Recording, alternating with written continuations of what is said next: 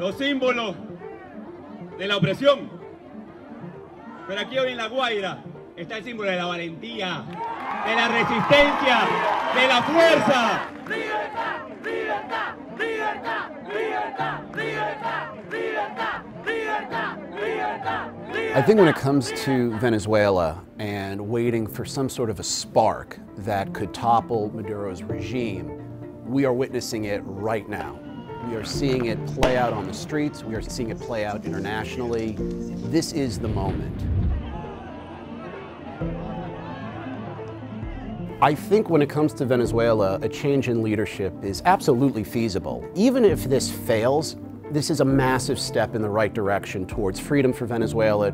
Literally anybody would be better than Nicolas Maduro.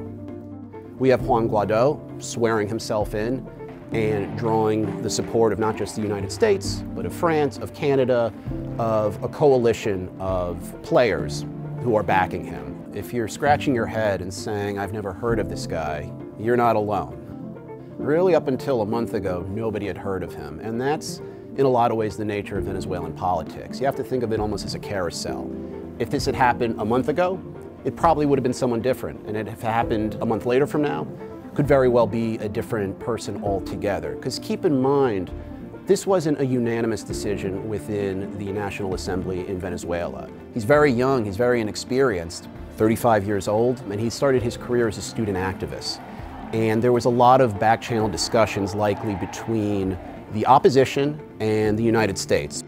Either you stand with the forces of freedom, or you're in league with Maduro and his mayhem. Now is the time to stand for democracy and prosperity in Venezuela. We are nowhere near out of the woods yet. The issue is, right now, the military, because the upper ranks of the military have pledged their allegiance to Nicolas Maduro, because over the years, Maduro has made them very rich. PDVSA, the state-run oil company, is overseen by generals who have been put in place by Maduro. So you do have people that are loyal to Maduro within that company, controlling the rigs. They don't support him because they love him. They support him because they fear him. There are reports that Russian agents are coming over to support and protect Nicolas Maduro. We've seen Russian fighter jets landing in Venezuelan airstrips. What would be the first big step towards a change in leadership that holds is if the lower rungs of the military, who live just like the citizens do, poorly. They're not rich, they're poor, they're hungry, and they are probably looking for a change, essentially defect. That's a big if. As long as Maduro is there, all bets are off. He's a dictator. Just because the US is backing his opponent doesn't mean he's going to pack up his toys and go home. Venezuela gave gold reserves to the Bank of England to be held. Maduro has repeatedly asked for this gold back, over $1 billion worth of gold.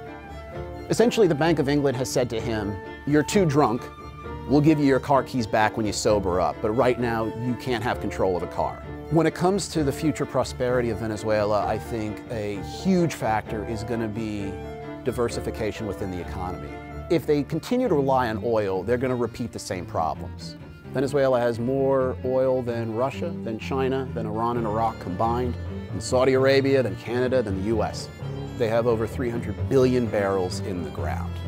We could call that upwards of $14 trillion of value.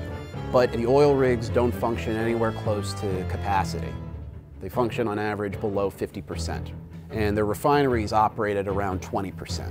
As a member of OPEC, they're one of the lower producers, obviously. But if they all of a sudden become a player again, well, that's something that we need to consider on a global perspective. It's going to require a lot of repairs to be done to the infrastructure. So we're talking a process that's likely going to take years, not months or weeks.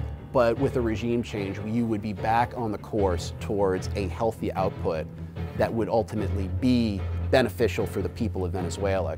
There's been stories about foreign tankers pulling up, picking up the oil, and then folks who work on the Venezuelan oil rigs will get on these ships and beg for food.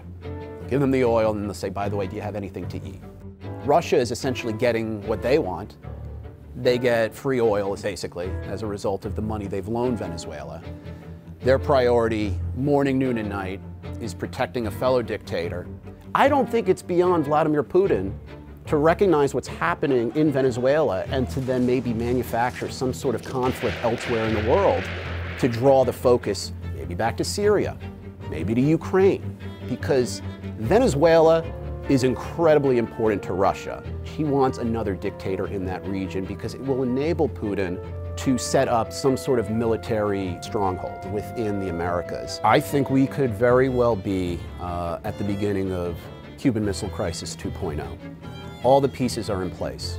Oh, you have Turkey playing a role, you have Mexico playing a role, you also have China playing a role, you have Brazil playing a role. Literally every country, every world power has their eyes on this situation. Maduro represents a crisis. If there is that civil war, that's what Putin wants, because war undermines democracy in this instance. It undermines stability. It creates chaos.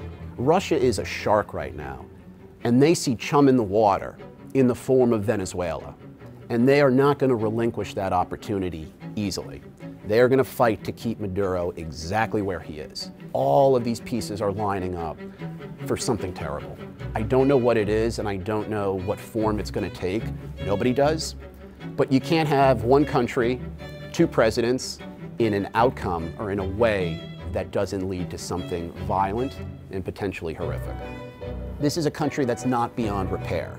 It's going to take a lot of effort, it's going to take a lot of money, and it's going to take a lot of patience. But the number one thing is to start protecting the people, getting them the food and the water and the medicine that they need, then assessing what the debt situation is, assessing what needs to be done to get people working and get jobs and opportunity, start repairing the infrastructure, and then from there becoming a player within the global community and not being an isolationist state anymore.